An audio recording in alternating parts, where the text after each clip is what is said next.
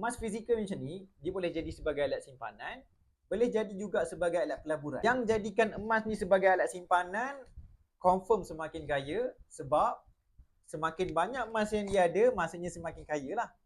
Tapi kalau yang jadikan sebagai pelaburan, belum tentu kaya. Sebab mana-mana pelaburan, walaupun melabur dalam bentuk emas ni, rugi tu dalam tangan lah.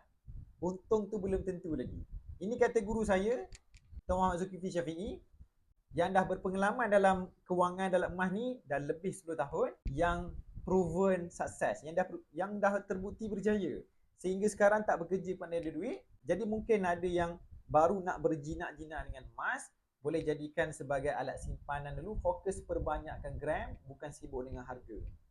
Nak lebih kaya, fokus banyakkan emas, target sehingga ada 100 gram pertama. Semuanya bermula dengan 1 gram dalam aplikasi ni. Pergi dekat profil saya, register sendiri. Ataupun boleh komen nak tahu apa lagi tentang emas.